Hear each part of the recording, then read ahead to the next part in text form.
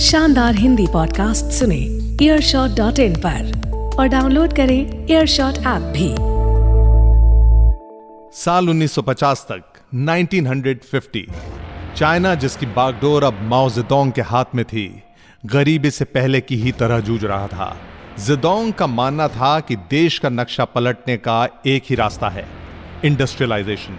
माओ की गलती यह थी कि वो रातों रात चाइना को एक इकोनॉमिक सुपर पावर बना देना चाहता था, चाहे इसकी वजह से उसके देश के लोगों की जान जाए या कुछ भी हो जाए। सब्र नाम का शब्द माओ की डिक्शनरी में था ही नहीं। मैं हूं सौरभ भ्रमर आपके साथ और आप सुन रहे हैं तानाशाह माओ जेडोंग का पार्ट 2। जनवरी 1958 में माओ ने चाइना की ग्रोथ को बूस्ट करने के लिए, उसका इजाफा करने के लिए सेकेंड 5 ईयर प्लान की शुरुआत की। इसे नाम दिया गया द ग्रेट लीप फॉरवर्ड। पर नाम के बिल्कुल उलट इसने चाइना को एक महाशक्ति बनाने के बजाय और बरसों पीछे धकेल दिया। द ग्रेट लीप फॉरवर्ड के तहत माओ का प्लान था रशिया से रेडीमेड फैक्ट्रीज को खरीदना और उसके बदले में उनको चाइना के किसानों द्वारा उगाया गया अनाज देना।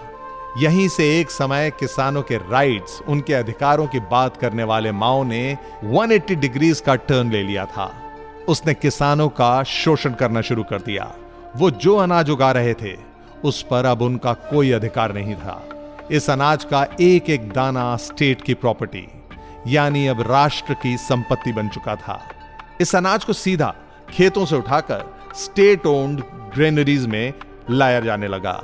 माओ ने किसानों से उनकी सारी प्रॉपर्टी, उनकी मिल्कियत, उनकी जमीनें, उनके लाइव स्टॉक और खेती के लिए इस्तेमाल किए जाने वाले सारे टूल्स, सारे उपकरण छीन लिए। उन्हें कलेक्टिव फार्म्स में काम करने लगा दिया गया, यानी एक ढंग से किसानों को उन्हीं के खेतों में मजदूर बना दिया गया। इन कलेक्टिव फार्म्स में माओ ने किसानों के लिए इतना अनरियलिस्टिक प्रोडक्शन टारगेट रखा जिसको अचीव करना लगभग नामुमकिन था। माओ जेडोंग का डिक्टेट था, एक ढंग से उसका निर्देश था कि इन किसानों को राशन नहीं दिया जाएगा अगर वो अपना टारगेट अचीव नहीं कर पाएंगे। माओ को अपने लोगों से कोई सिंपैथी, किसी भी किस्म की सहानुभूति नहीं थी। वो जिए या मरे, उसके सर पर बस एक ही भूत था, चाइना को सुपर पावर बनाने के तौर पर देखने का जुनून। सबसे बदकिस्मती की बात यह थी कि माओ खुद एक किसान परिवार से ताल्लुक रखता था, लेकिन वो अपनी जड़ों को भूलकर इन्हीं किसानों पर अब जुल्म ढा रहा था। जो भी काम करने में असमर्थ था, माओ ने उसको खाना तक देना बंद करवा दिया। इस भूखमरी की वजह से लाखों लोगों की मौत हो गई, जिसमें गर्भवती महिलाओं से लेकर छोटे छोटे बच्चे तक शामिल थे। माओ को यह समझ ही नहीं आ रहा था कि जो लोग खेतों में खून पसीना बहा भी रहे थे, उनको भी न्यूट्रिशन की जरूरत है। खाने की कमी की वजह से धीरे धीरे किसानों की प्रोडक्टिविटी कम होने लगी और उत्पाद यानी प्रोडक्शन में भारी कमी आ गई। इसे चाइना का दुर्भाग्य ही कहेंगे कि एक तरफ उनका लीडर ही उन पर कहर बरपा रहा था, तो दूसरी तरफ प्राकृतिक आपदाएं, नेचुरल डिजास्टर्स की वजह से भी किसान कुछ हद तक सफर कर रहे थे। बट कहना चाहिए largely it was a man made disaster. हर तानाशाह की तरह ही माओ जेडोंग को अपने किए पर कहीं कोई पछतावा नहीं था। उसका मानना था कि वो कुछ गलत कर ही नहीं रहा है। माओ को लगता था कि समस्या उसकी पॉलिसीज में नहीं, बल्कि समस्या ये है कि देश के जो पक्षी, जो जानवर हैं, वो लोगों का अनाज खा रहे हैं। उसने एक और डिक्टेट जारी किया कि देश की सारी स्पैरोज को, सारी चिड़ियों को मार दिया जाए। माओ का लॉजिक था कि जो अनाज ये स्पैरोज खाती हैं, वो उनको मार देने से बचेगा। उस अनाज को इंसान खा पाएंगे। Yes, can you believe it? Yes, that's how bizarre Mao Zedong was.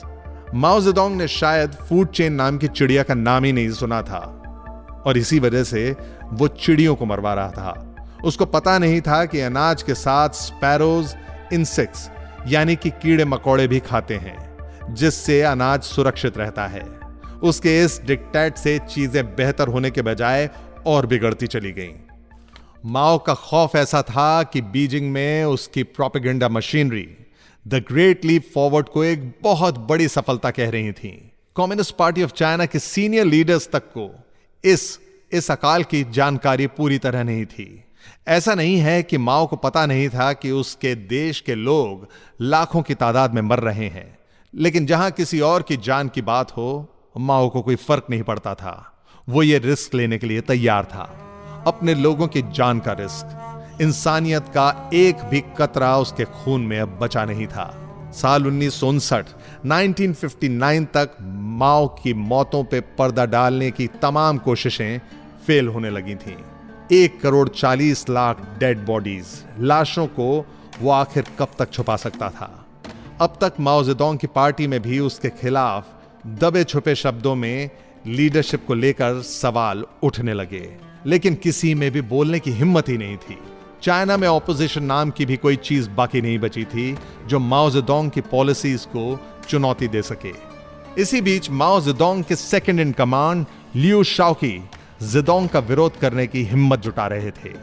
शाओकी पे माओ आंख बंद करके विश्वास करता था, लेकिन शाओकी के लिए ज्यादा जरूरी था कि वो सही रास्ता चुने, न कि जेडोंग को खुश रखे।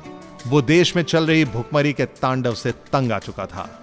जुलाई 1959 में माओ ने कम्युनिस्ट पार्टी की एक कॉन्फ्रेंस बुलाई। इस कॉन्फ्रेंस में वो द ग्रेट लीप फॉरवर्ड को आगे बढ़ाने का डिसीजन लेना चाहता था। शाओकी उठे और उन्होंने कहा कि देश में भयंकर अकाल की स्थिति है और इसके लिए एक इंसानी भूल जिम्मेदार है। उन्होंने कहा कि हमें इस स्थिति से निपटने के लिए हर संभव कोशिश करनी चाहिए। इस अकाल को मैन मेड डिजास्टर बता के लियू शाओकी ने सीधा माओ जेडोंग पर अटैक किया और एक ढंग से अपने लिए आबेल मुझे मारने वाली सिचुएशन क्रिएट कर ली। माओ जेडोंग को यह बात हरगिज पसंद नहीं आई। वो शाओकी को लेकर हद से ज्यादा संदेहास्पद हो गया। वो लियू के खिलाफ तुरंत उसी वक्त कोई एक्शन नहीं लेना चाहता था, क्योंकि उनकी पार्टी में अच्छी खासी पकड़ थी।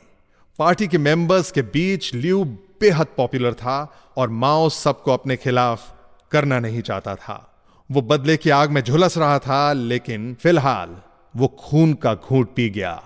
वक्त मुनासिब नहीं था। धीरे धीरे माओ की पार्टी में उसकी लीडरशिप के खिलाफ खुसफुसाहटें बढ़ने लगीं, लेकिन माओ सुधरने वाला नहीं था। कम्युनिस्ट को पता था सुप्रीम लीडर को रिप्लेस करने के अलावा अब किसी के पास कोई चारा नहीं है।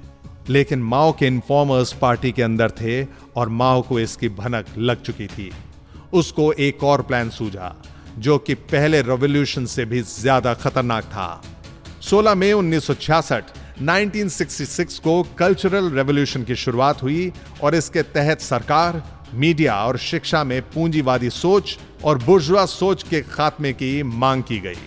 यह सांस्कृतिक क्रांति, कल्चरल रेवोल्यूशन की शुरुआत करते हुए माओ जेडोंग ने कहा कि बुर्जुआ सेक्शन पार्टी में अपना प्रभाव कायम करके डिक्टेटरशिप एस्टैब्लिश करना चाहता है। सोचिए, एक तानाशाह खुद ये बात किसी और चीज के लिए बोल रहा है। यह अपने आप में काफी हास्यास्पद था। सच तो यह है कि माओ जेडोंग ने कल्चरल रेवोल्यूशन की शुरुआत अपने ओपोनेंट से छुटकारा पाने के लिए की थी।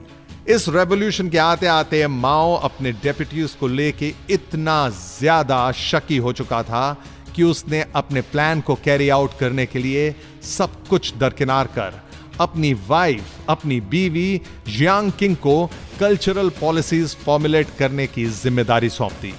इस सांस्कृतिक क्रांति के दौरान माओ और उसके सपोर्टर्स ने हजारों रेड गार्ड्स को माओ की शिक्षा का प्रचार प्रसार करने का जिम्मा सौंपा। माओ की द लिटिल रेड बुक को पढ़ना स्टूडेंट्स के लिए, हर विद्यार्थी के लिए एक ढंग से मैंडेटरी कर दिया गया। रेड गार्ड्स को कहा गया कि वो चीनी समाज के 4 पुराने पिलर्स को खत्म करने का काम करें। ये पिलर थे पुराने रिवाज, तौर तरीके, संस्कृति और पुरानी सोच। इस रेवोल्यूशन से चाइना के सामाजिक ढांचे को बेहद नुकसान होना था।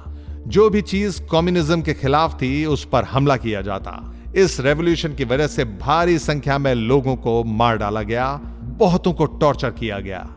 माओ की ये हिंसा, ये वायलेंस सिर्फ बाहर के लोगों तक सीमित नहीं थी। कल्चरल रेवोल्यूशन की आड़ में उसने अपनी ही पार्टी के लोगों का सफाया करना शुरू कर दिया। पार्टी के सैकड़ों ऑफिशियल्स को लेबर कैंप्स भेज दिया गया, जहां उन्हें यातनाएं दी गईं। इनमें से बहुत से पार्टी ऑफिशियल्स ने मजबूर होकर आत्महत्या तक कर ली। माओ के रेड गार्ड्स ने ना जाने कितने लोगों को मार डाला। आश्चर्य की बात यह थी कि ये वही लोग थे जिन्होंने माओ के द ग्रेट लीप फॉरवर्ड के खिलाफ आवाज उठाने की हिम्मत जुटाई थी। माओ को लगा कि उसकी सेकंड इन कमांड लियू शाओकी, जिन्होंने द ग्रेट लीप फॉरवर्ड के खिलाफ खुल के आवाज उठाई थी, उनसे बदला लेने का अब वक्त आ चुका था। लियू शाओकी पार्टी में एक काफी पॉपुलर फिगर थे और माओ के सामने अपना प्लान एग्जीक्यूट करने से पहले सबसे बड़ा टास्क था कि उनकी रेपुटेशन, उनकी छवि की धज्जियां उड़ाई जाएं, जो कि उसने रातों रात स्टेट प्रोपेगेंडा मशीनरी को यूज करके कर दिखाया। उसके बाद लियू को पब्लिक में मारा गया। लियू ने ये टॉर्चर, ये यातना तो झेल ली, लेकिन प्रिजन सेल में वो मौत को नहीं हरा पाए। लियू डायबिटिक थे और माओ ने उनका इलाज करवाने से साफ मना कर दिया। जेल में लियू की मौत हो गई। लियू की मौत को जेल में फिल्म किया गया ताकि माओ अपनी क्रूरटी, अपनी बर्बरता के इस मास्टरपीस को अपनी जीत के रूप में देखे और खुश हो सके। कहते हैं ये कल्चरल रेवोल्यूशन एक डेकेड, पूरे 10 साल तक चला, जिसमें लाखों चीनियों को मौत के घाट उतार दिया गया। 70 का दशक आते आते माओ की खुद की सेहत खराब होने लगी। माओ एक चेन स्मोकर था और उसे दिल और फेफड़ों की बीमारियों ने जकड़ लिया था। मार्च से सितंबर 1976 के बीच माओ जेडोंग को 3 हार्ट अटैक्स आए। सितंबर में तीसरे हार्ट अटैक के 4 दिन बाद माओ जेडोंग की मौत हो गई। माओ ने चाहे कितनी भी हत्याएं क्यों न करवाई हों, कम्युनिस्ट ने कभी उसको आइडियल मानना नहीं छोड़ा। माओ जेडोंग के आखिरी दर्शन के लिए तकरीबन 10 लाख चाइनीज इकट्ठे हुए। माओ एक कंट्रोवर्शियल फिगर था, लेकिन उसे आज भी फादर ऑफ मॉडर्न चाइना बताया जाता है। कहा जाता है कि माओ के रेजिम में 40 से 80 मिलियन चाइनीज मारे गए। लेकिन कहते हैं ना, हर सिक्के के 2 पहलू होते हैं। माओ ने अपने रूल के दौरान हेल्थ केयर और एजुकेशन सिस्टम की काया पलट के रख दी थी। माओ अच्छा लीडर था या बुरा, उसकी लेगेसी को लेकर अक्सर विवाद चलता रहता है, लेकिन अपनी कंट्री को सुपर पावर बनाने के लिए लाखों लोगों की जान ले लेने को कभी जस्टिफाई नहीं किया जा सकता। कोई भी देश सुपर पावर तभी बन सकता है जब वो अपने लोगों को साथ लेकर चले, और यही चीज माओ पूरी तरह से भूल चुका था, जिसका खामियाजा दशकों तक चीनी जनता ने भुगता। कमाल की बात यह है कि आज भी चाइना में माओ की पॉलिसीज को चलाया जा रहा है। आज भी चीन तानाशाहों के जुल्म के तले है, लेकिन दुख की बात यह है कि अब यह तानाशाही सिर्फ चीन तक सीमित नहीं रह गई है।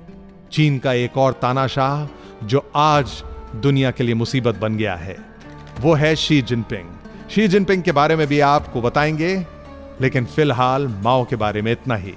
मैं हूं सौरभ ईयरशॉट पर। हमारी सीरीज तानाशाह का सफर यूं ही जारी रहेगा। सुनते रहिए ईयरशॉट। शानदार हिंदी पॉडकास्ट सुने earshot.in पर और डाउनलोड करें earshot ऐप भी। Earshot, here and now.